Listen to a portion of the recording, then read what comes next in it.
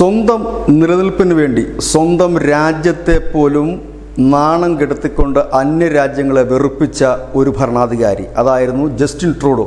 ഇന്ത്യയുമായിട്ടുള്ള ബന്ധം വഷളാകുന്നതിൻ്റെ പ്രധാന കാരണക്കാരൻ ജസ്റ്റിൻ ട്രൂഡോ ആയിരുന്നു. അതിന് പ്രധാന കാരണമായ ഏറ്റവും ഒടുവിലത്തെ സംഭവം ഹർദീപ് സിംഗ് നിജാർ എന്ന് പറയുന്ന ഖാലിസ്ഥാൻ ഭീകരനെ കൊലയുമായി ബന്ധപ്പെട്ട ഒരു സംഭവമായിരുന്നു. ആ കൊലയ്ക്ക് പിന്നിൽ ഇന്ത്യയാണെന്നും അമിത്ഷാ ആണെന്നുമൊക്കെ പറയാൻ യാതൊരു മടിയും ഈ ട്രൂഡോയ്ക്ക് ഉണ്ടായിരുന്നില്ല. ഇന്ത്യ ശക്തമായ പ്രതിഷേധമറിയിക്കുകയും ഒടുവിൽ ഇന്ത്യ കാനഡ ബന്ധം വഷളാകുകയും ഇരു രാജ്യങ്ങളിലുമുള്ള അംബാസഡർമാരെ തിരികെ വിളിക്കുന്ന സാഹചര്യം എത്തുകയും ചെയ്തു. അന്നു മുതൽ തന്നെ ജസ്റ്റിൻ ട്രൂഡോയ്ക്കെതിരെ ശക്തമായി തന്നെ ഒരു പ്രതിഷേധമാണ് ഇന്ത്യ അറിയിച്ചത്. ആ ഒരു സാഹചര്യത്തിൽ അങ്ങനെ ആടി ഉലഞ്ഞു നിൽക്കുന്ന ജസ്റ്റിൻ ട്രൂഡോ മോദിയുടെ സുഹൃത്തു കൂടിയായ ഡൊണാൾഡ് ട്രംപ് അമേരിക്കയിൽ അധികാരത്തിൽ എത്തിയതിന് തൊട്ടു പിന്നാലെ ഇപ്പോൾ രാജി പ്രഖ്യാപിച്ചിരുന്നു. കഴിഞ്ഞ ദിവസങ്ങളിൽ വലിയ വാർത്തയായിരുന്നു അദ്ദേഹം രാജി പ്രഖ്യാപിച്ചത്.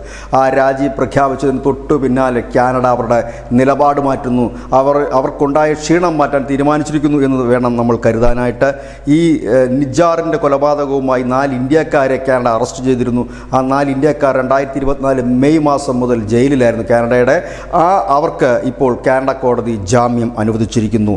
കരൺപ്രീത് സിംഗ്, കമൽപ്രീത് സിംഗ്, കരൺ ബ്രാർ, അമൽദീപ് സിംഗ് എന്നീ 4 ഇന്ത്യൻ പൗരന്മാരെ ആണ് ഇപ്പോൾ ജാമ്യം കാനഡ കോടതി അനുവദിച്ചിരിക്കുന്നത്. ഇതൊരു വലിയ നേട്ടമാണെന്ന് തന്നെ പറയേണ്ടി വരും. കാരണം ഇന്ത്യയുടെ സ്റ്റാൻഡ് എന്നും ക്ലിയർ ആയിരുന്നു. കാരണം ഒരു തെളിവുകളുമില്ലാതെ വെറുതെ ആരോപണം ഉന്നയിച്ച് ഈ ഖാലിസ്ഥാനികളുടെ പിന്തുണയിൽ ഭരണം മുൻപോട്ട് കൊണ്ടുപോകാമെന്ന് കരുതിയ ട്രൂഡോയ്ക്ക് അവസാനം അടിതെറ്റി നിലം പരിശായതോടുകൂടിയാണ് കാനഡ അവർ പുതിയ ഒരു നിലപാടിലേക്ക് എത്തുന്നു. ട്രൂഡോ രാജി പ്രഖ്യാപിച്ചതിന് തൊട്ടു പിന്നാലെ കാനഡയുടെ ഭാഗത്തുനിന്ന് വരുന്ന ഒരു വലിയ ഒരു വാർത്ത എന്ന് തന്നെ നമുക്കിതിനെ പറയേണ്ട ഒരു വലിയ വാർത്ത തന്നെയാണ്. കാരണം കഴിഞ്ഞ 7 മാസവുമായി ഈ നിജാറിൻ്റെ കൊലപാതകവുമായി ജയിലിലായിരുന്ന 4 പേർക്കാണ് ഇപ്പോൾ ജാമ്യം അനുവദിച്ചിരിക്കുന്നത്. ഇവർ പ്രതികളാണോ അല്ലയോ എന്നുള്ള കാര്യത്തിൽ വ്യക്തതയില്ല. ഏതായാലും ഈ 4 പേരെ വെച്ചിട്ടായിരുന്നു ഇന്ത്യക്കെതിരെയുള്ള ആരോപണങ്ങൾ മുഴുവൻ ഈ ട്രൂഡോ ഉന്നയിച്ചിരുന്നത്.